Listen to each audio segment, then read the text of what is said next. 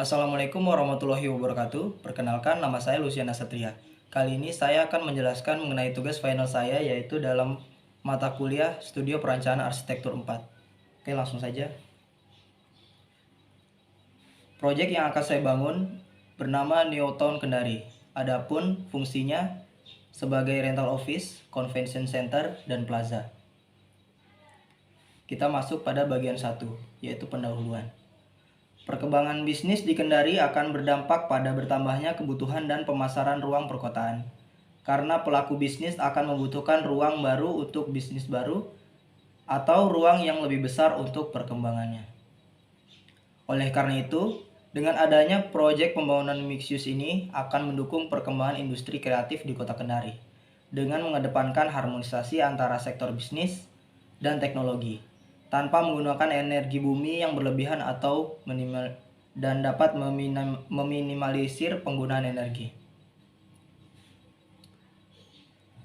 Selain itu, pada perencanaan ini akan merujuk pada pendekatan arsitektur bioklimatik, di mana pendekatan ini bisa menjadi alternatif penggunaan energi yang ramah lingkungan sehingga dapat meminimalisir energi yang digunakan untuk mengantisipasi adanya kerusakan lingkungan pada suatu kota.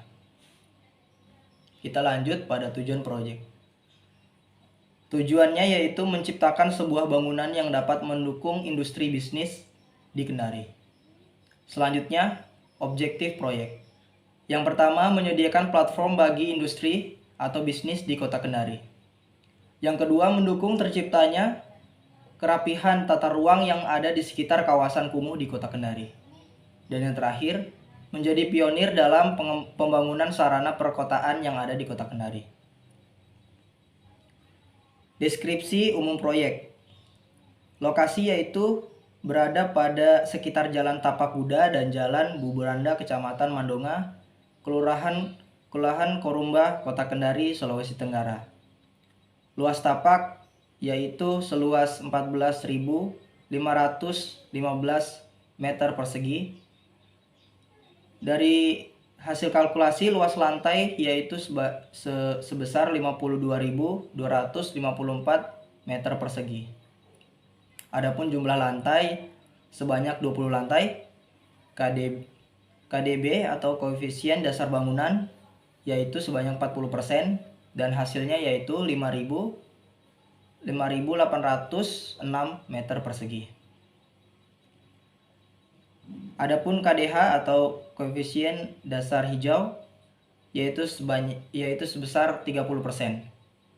Dan lahan ini diperuntukkan untuk perdagangan dan juga jasa. Tapak berada di dekat pusat kota dan memiliki keunikan yang berbatasan dengan kawasan hutan bakau sekitar Laut Kendari dan berada pada 2 jalur lalu lintas. Tapak memiliki garis padan yang relatif kecil sehingga cukup untuk sirkulasi kendaraan masuk dan pejalan kaki, dan bangunan yang akan dibangun pada lokasi ini dapat menjadi pusat perhatian mengingat lokasi ini berada di dua jalur transportasi.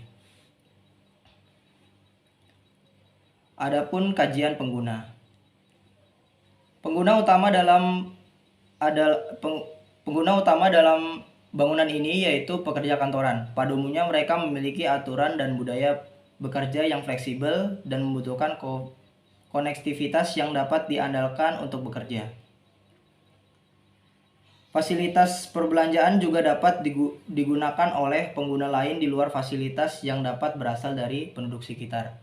Jadi, bangunan tersebut bisa difungsikan sebagai kantor sewa dan juga sebagai untuk plaza. Selanjutnya kita masuk ke analisis tapak. Yang pertama yaitu analisis makro tapak. Di sini ada delineasi kawasan. Dalam RT RW Kota Kendari tahun 2010 sampai 2030, Kecamatan Mandonga terdiri atas 6 kelurahan, yaitu Mandonga, Korumba, Anggilou, dan lain sebagainya. Dan lokasi yang akan digunakan yaitu berada pada Kelurahan Korumba. Adapun Kelurahan Korumba itu merupakan kawasan dengan perumahan dengan kepadatan tinggi, dan pada tapak berada pada tempat penyewaan. Pada saat ini tapak yaitu digunakan sebagai tempat penyewaan mobil truk dan di sekitarnya perdagangan dan jasa. Oleh karena itu, lokasi ini sangat cocok karena sudah sesuai dengan RT RW yang ada bahwa kawasan ini merupakan kawasan sektor barang dan jasa. Selanjutnya, titik aktivitas. Kawasan ini berada titik aktivitas transportasi yang tinggi, namun cukup lancar karena memiliki 2 jalur, yakni Jalan Tapak Kuda dan Jalan Buburanda. Adapun kegiatan pola aktivitas harian dan mingguan maupun pada kesempatan tertentu atau pragmatik.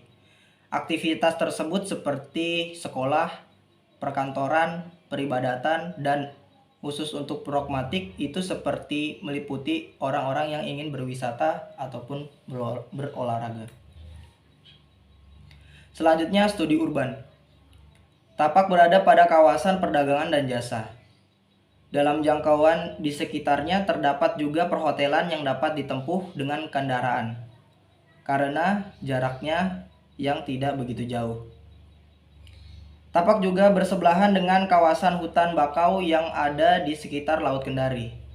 Lokasi untuk saat ini merupakan tempat penyewaan truk yang telah saya katakan tadi, dan di sekitarnya terdapat bangunan komersil wira swasta seperti pencucian mobil, warung makan, dan lain-lain.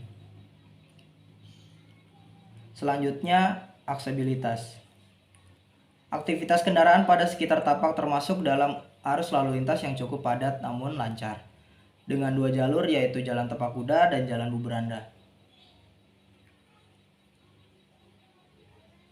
Dari sirkulasi kendaraan tersebut cukup baik, namun bagi pejalan kaki sangat kurang karena tidak adanya pedestrian di sekitar Tapak dan jalur penyeberangan untuk pejalan kaki yang ingin menyeberang. Saran saya, sebaiknya pada pertigaan jalan tersebut diberikan tugu agar menjadi alternatif kendaraan, sehingga sirkulasi kendaraan akan lebih baik. Selanjutnya kita masuk pada analisa makro Tapak. Yang pertama, klimatologi. Kawasan dengan iklim tropis yang memiliki 2 musim yaitu kemarau dan hujan. Rata-rata temperatur 30 sampai 30,2 derajat Celcius. Kemudian rata-rata curah hujan yaitu sekitar 200,4 mm. Rentang perubahan iklim yaitu sekitar 34 sampai 40 hari per bulan. Perubahan arah matahari yaitu dari awal Januari sampai pertengahan September, begitupun seterusnya. Rata-rata kekencangan angin yaitu antara lain 8 sampai 10 km per jam. Selanjutnya, morfologi. Lokasi pada Tapak relatif datar karena merupakan titik terendah dan dekat dengan Laut Kendari. Jadi tidak lagi diperlukan penimbunan karena keadaan tanah juga cukup padat dan baik. Namun bisa dilakukan site engineering berupa pemadatan tanah agar kualitas tanah dapat menjadi lebih baik lagi.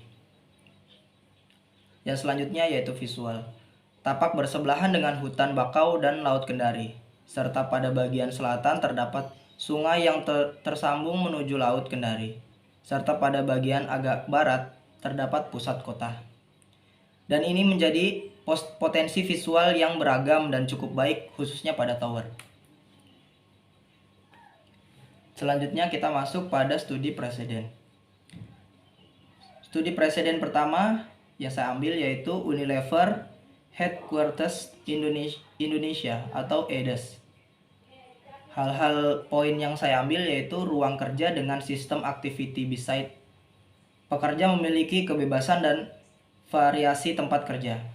Yang kedua yaitu kesamaan konteks lokasi, yaitu sama-sama di pengembangan kota baru.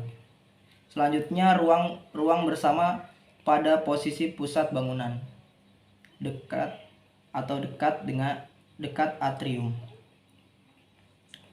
Adapun kalkulasi dari studi presiden ini yaitu 80% kantor dan 20% fasilitas penunjangnya.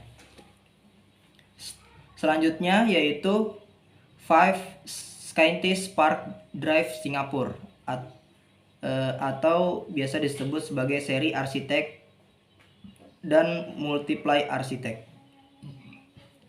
Poin yang saya ambil yaitu membentuk ruang bersama untuk bersosialisasi dan berkumpul baik di dalam maupun di luar bangunan.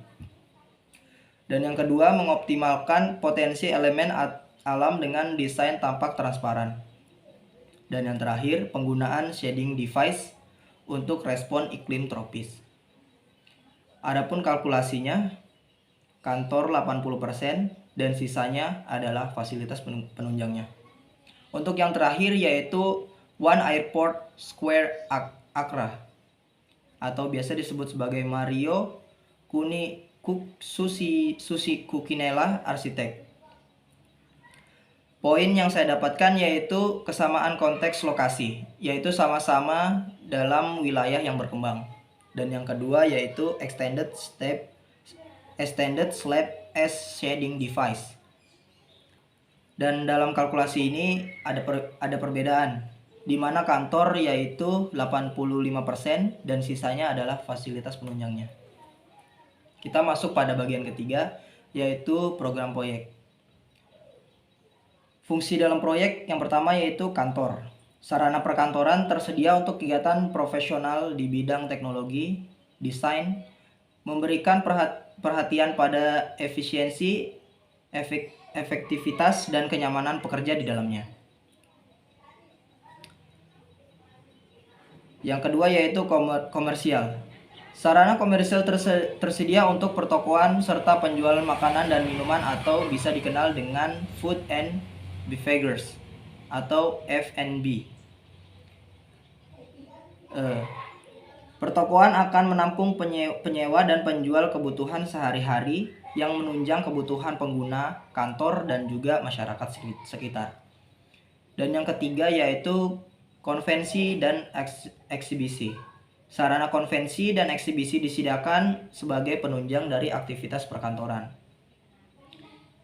Selanjutnya yaitu visi proyek. Visi proyek ini yaitu adalah mengoptimalkan produktivitas pekerja dalam konteks teknopolis. Adapun tujuan perancangannya yang pertama, menciptakan hubungan sebagai sarana transfer of knowledge untuk kemajuan industri. Yang kedua, mendukung kebutuhan kegiatan produktif melalui pengoptimalan perancangan bangunan.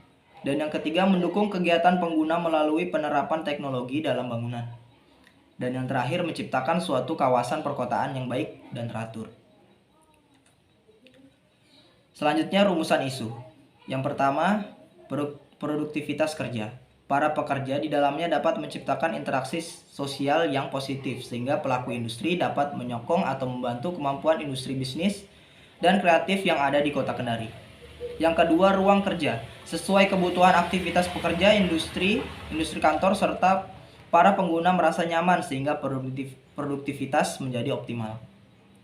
Yang kedua, konektivitas internet. Era digital sekarang, manusia sangat bergantung pada koneksi internet, di mana dunia saat ini sudah dalam masuk era 4.0, di mana semua serba digital, sehingga jaringan pada kantor sangat perlu diperhatikan agar dapat menunjang aktivitas pengguna. Yang selanjutnya yaitu bioklimatik. Arsitektur bioklimatik ini merupakan konsep yang dapat diandalkan dalam merancang bangunan.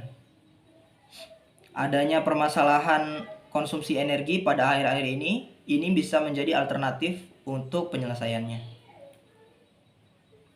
Selanjutnya kita masuk dalam program ruang. Ini merupakan skema atau kebutuhan ruang yang akan dibangun nantinya. Adapun saya sudah menggolongkannya dalam suatu diagram komposisi fungsi. Antara lain untuk kantor itu 79% dan sisanya adalah retail dan atau fasilitas pendukungnya. Dan yang kedua yaitu area yang disewakan sebanyak 75%, utilitas dan servis itu 12%, dan sirkulasi sebanyak 13%. Kita masuk pada bagian yang selanjutnya, konsep dan strategi perancangan. Seperti yang kita tahu, saya akan menggunakan pendekatan arsitektur bioklimatik. Adapun arsitektur bioklimatik adalah suatu konsep terpadu pada rancangan bangunan di mana sistem struktur ruang dan konstruksi bangunan tersebut dapat menjamin adanya kondisi yang nyaman bagi penghuninya. Arsitektur bioklimatik juga dikatakan sebagai cabang dari arsitektur hijau yang diterapkan dalam kota dengan mengedepankan sistem alami bagi kebutuhan ventilasi dan pencahayaan bangunan. Oleh karena itu, digunakan konsep pendekatan bioklimatik ini untuk menunjang kenyamanan pengguna, terlebih aktivitas pengguna di dalam gedung di dalam gedung relatif cukup lama, yaitu dari pagi hingga sore hari, bahkan sampai malam hari. Jadi, kenyamanan pengguna harus diutamakan. Jadi, sebelum itu, hal-hal apa saja yang harus kita pertimbangkan dalam membangun mixed building, terutama fungsi kantor? Yang pertama itu yang harus kita utamakan yaitu atmosfer atau suasana. Dikutip dalam buku Woolner and Hall tahun 2010, aspek temperatur, pencahayaan, keamanan, kebisingan, serta pemandangan dapat memberikan dampak baik terhadap seseorang dalam jangka waktu pendek maupun panjang. Adapun ide rancangan dari kutipan tersebut yaitu memaksimalkan potensi pandangan, pencahayaan yang baik, shading bangunan, dan kenyamanan termal. Selanjutnya yaitu kebutuhan fungsi dan aktivitas. Dikutip dalam salah satu arsitek dalam situs yang ada di Instagram, beliau berkata bahwa ruang menjadi tepat guna apabila kebutuhan penggunanya terpenuhi sehingga ia menjadi nyaman dan merasa tepat beraktivitas di dalam ruangan tersebut. Oleh karena itu, identifikasi kebutuhan pengguna menjadi penting. Dari hal tersebut, saya mendapatkan ide yaitu yang pertama, jaminan konektivitas, yang kedua, variasi ruang bekerja, dan yang ketiga, fitur penunjang aktivitasnya. Dan yang terakhir, hal yang perlu diperhatikan yaitu cermin identitas dan karakter kepemilikan komunitas. Dikutip dari seorang arsitek yang sebelumnya, beliau mengatakan bahwa kedekatan dalam komunitas menjadi faktor yang menimbulkan rasa nyaman. Hal ini adalah satu budaya perusahaan teknologi, terutama perusahaan perintis, di mana mereka mempunyai komunitas yang guyup dan kuat. Adapun ide dari hal tersebut yang saya dapatkan yaitu ruang pelepas penat dan juga titik interaksi sosial. Kita masuk pada proses gubahan massa bangunan. Pada gubahan massa bangunan yang pertama, ekstrusi podium. Ide awal bangunan yaitu membentuk balok, namun dengan kondisi tapak yang memiliki bentuk segitiga, membuat bentuk bangunan tidak simetris dengan bentuk tapak yang ada, sehingga harus dicari bagaimana cara untuk mensimetriskan bentuk kotak tersebut ke dalam segitiga. Yang kedua, subtraksi podium. Saya memiliki ide bahwa ditambahkan balok pada bagian belakang agar membentuk letter L. Letter L itu seperti segitiga sama kaki. Namun setelah itu dipotong miring membentuk prisma. Itu karena kebutuhan KDB, yaitu sudah melebihi kapasitas sehingga dipotong karena KDB tersebut tidak boleh lebih dari 40%. Dan bentuk dari prisma tersebut memberikan bentuk yang tidak monoton. Kotak seperti itu jadi agar lebih bervariasi dan tidak masif sehingga lebih memiliki estetika dalam bentuknya. Yang ketiga, ekstrusi menara. Menara sebagai fokus utama aktivitas perkantoran ditaruh pada bagian belakang bangunan, sehingga bentuk prisma menjulang ke atas. Yang keempat yaitu adisi massa inti bangunan. Diberikan ruang pada titik tertentu sebagai tempat masuk dan keluarnya bangunan. Dan pada bagian tower diberikan ruang terbuka tanpa dinding.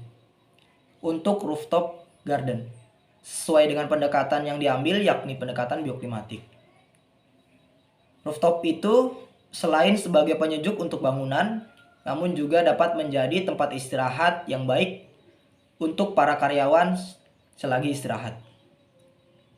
Dan yang terakhir yaitu subtraksi menara. Menara sebagai tempat aktivitas utama pada bangunan sangat dipertimbangkan sesuai dengan arah mata angin, arah datangnya matahari, sehingga mendapatkan hemat energi yang digunakan pada bangunan. Dan juga tak lupa pada bagian convention hall digunakan bentang lebar untuk kebutuhan pengguna, yakni ruangan bebas kolom. Dan bentang lebar tersebut yang digunakan yaitu struktur space frame karena sesuai dengan bentuk bangunannya. Kita masuk dalam strategi gubahan spesial. Yang pertama yaitu ruang sosial. Ruang komunal terletak pada lokasi sentral dan dekat dengan tempat yang rutin dikunjungi.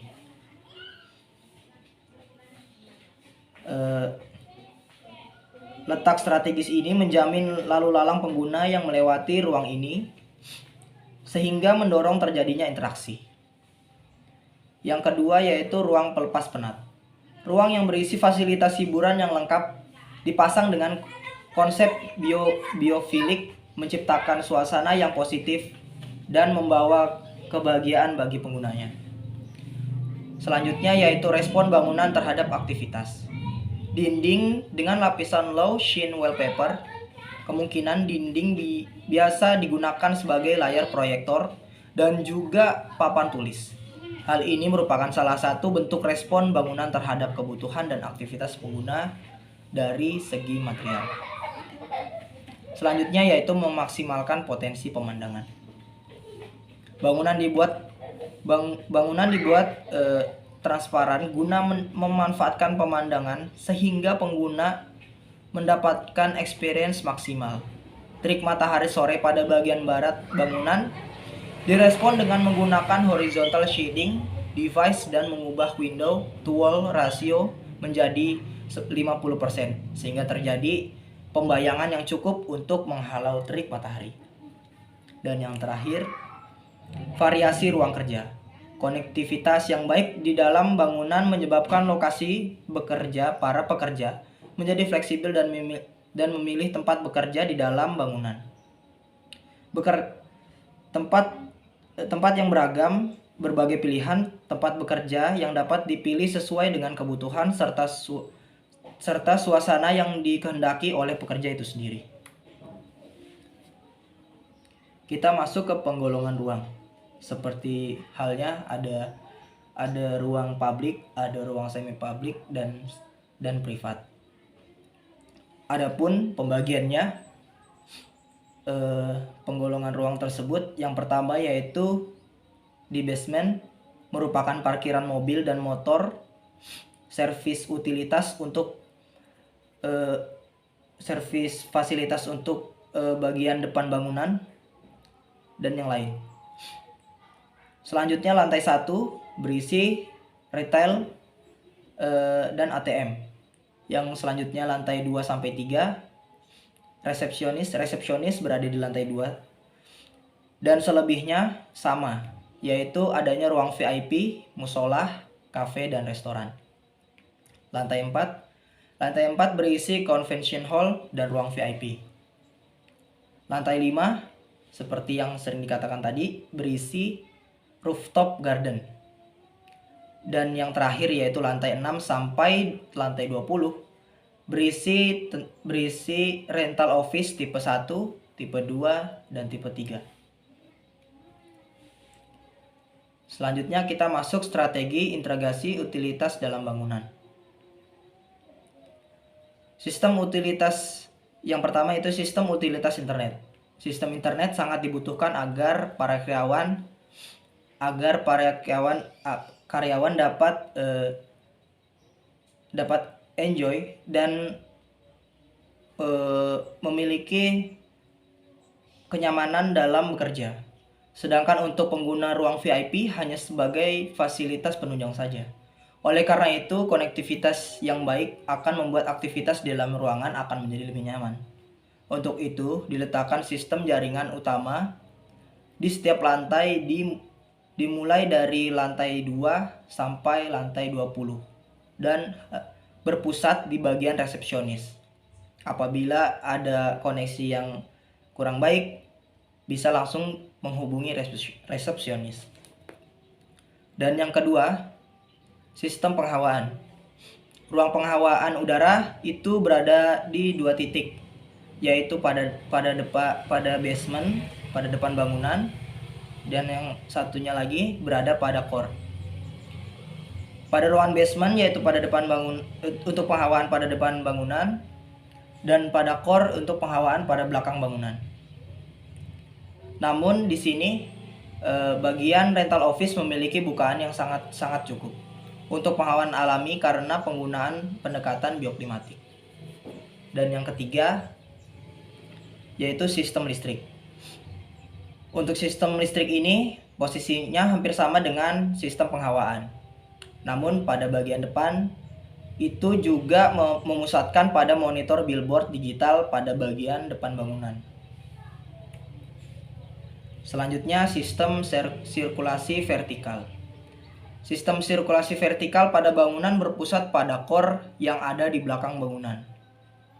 Selain sebagai sirkulasi vertikal, namun juga sebagai penopang tower, yaitu rental office yang isinya terdapat 3 unit lift dan 1 unit lift bareng. Dan tak lupa pula disediakan tangga darurat apabila terjadi kecemasan dan hal-hal yang tidak terduga. Yang selanjutnya yaitu adanya eskalator pada lantai-lantai dasar bangunan, yaitu yang pertama dari basement ke lantai 1, setelah itu dari lantai 1 ke lantai 2, dan lantai 2 ke lantai 3. Hal itu saling bersinergi untuk menunjang kenyamanan dan efisiensi pengguna untuk berjalan dari bawah ke atas bangunan ataupun sebaliknya. Selanjutnya yaitu sistem utilitas air bersih. Sirkulasi air bersih utamanya yaitu menggunakan sumber air PDAM yang ditampung di reservoir bawah tanah. Air didistribusikan dengan sistem downfeed karena sistem ini lebih mudah dan lebih terjamin tekanan airnya. Dan yang terakhir, sistem utilitas air kotor. Untuk air kotor itu sendiri diatur menurut tipenya, yaitu limbah non-fekal akan diolah terlebih dahulu. Setelah itu ditampung melalui saf-saf yang ada pada toilet pada bangunan. Setelah itu diolah kemudian dialirkan ke saluran air sekitar tapak.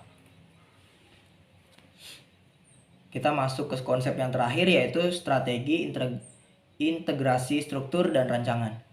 Sistem struktur menggunakan sistem balok dan kolom dengan perkuatan inti bangunan. Sistem ini dipilih karena merupakan standar yang lazim dalam penggunaan bangunan gedung, sehingga konstruksi lebih hemat dan relatif tidak memerlukan keahlian yang spesifik. Penggunaan bangunan akan menggunakan core yang diletakkan pada satu titik di bangunan, yaitu pada belakang bangunan. Sistem pengakuan bangunan tersebut juga difungsikan sebagai sistem sirkulasi vertikal. Terdapat 2 ukuran kolom yang digunakan pada sistem struktur pada bangunan tersebut, yakni kolom berukuran 70 x 70 dan 80 x 80. Kolom berukuran 80 x 80 digunakan untuk menyokong beban yang lebih besar daripada bagian menara, terutama pada lantai-lantai bawah.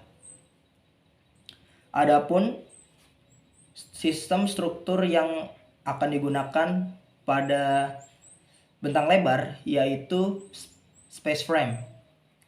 Space frame itu sendiri adalah suatu rangka ruang yang terbuat dari bahan pipa besi seperti konus, heksagon, dan baut baja yang dihubungkan satu dengan lainnya dengan ball joint atau bola baja sebagai mediatornya. Ball joint ini dapat terbuat dari baja yang padat atau stainless steel. Untuk struktur ini diletakkan pada bagian convention hall yang ada pada lantai 5. untuk memenuhi kebutuhan ruang bebas kolong. Bisa dilihat gambarnya pada monitor. Ini merupakan side plan. Terlihat bahwa sirkulasi yang ada di sekitar tapak. Dan di sekitar tapak juga diberikan pedestrian untuk pejalan kaki. Karena mengingat pada saat ini belum ada pedestrian untuk pejalan kaki. Dan pada pedestrian tersebut ditambahkan vegetasi sebagai penyejuk.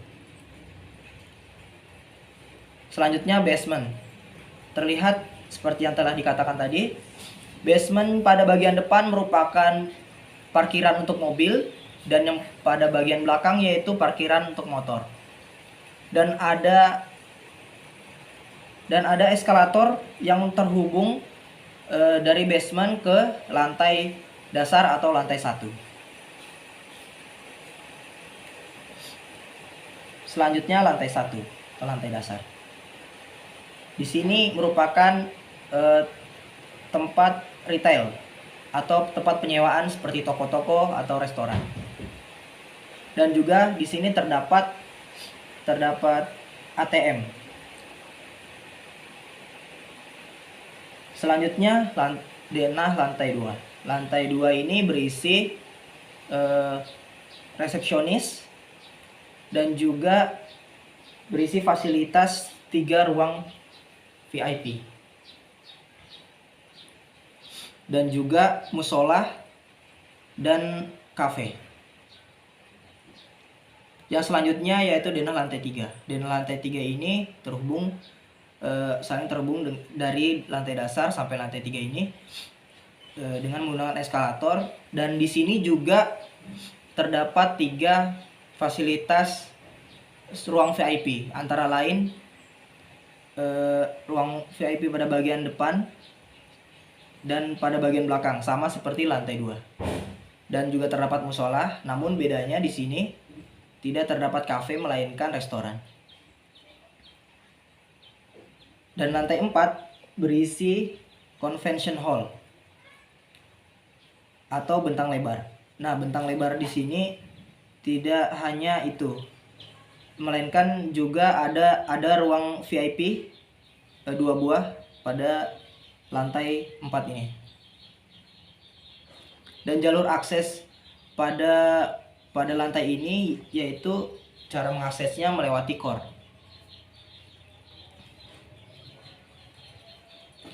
Yang selanjutnya yaitu denah lantai 5. Denah lantai 5 ini seperti pada konsep ini merupakan bagian rooftop garden sebagai tempat beristirahat dan juga sebagai penyejuk bagi bangunan. Dan yang terakhir yaitu denah lantai 6 sampai 20. Denah lantai 6 sampai 20 ini berisi rental office dengan berbagai macam ukuran, antara lain yang pertama tipe 1, tipe 2 dan tipe 3. Ini merupakan potongan pada potongan A ke A, dan ini merupakan potongan B ke B. Adapun tampak bangunan dari sebelah kiri dan juga pada bagian depan. Dan ini merupakan hasil rendering kasar yang telah saya buat. Jadinya akan seperti ini. Dan untuk yang terakhir yaitu ada potongan prinsip A yang telah dijabarkan pada konsep. Selanjutnya potongan prinsip B. Dan yang terakhir yaitu detail struktur rangka ruang dengan skala 1:100.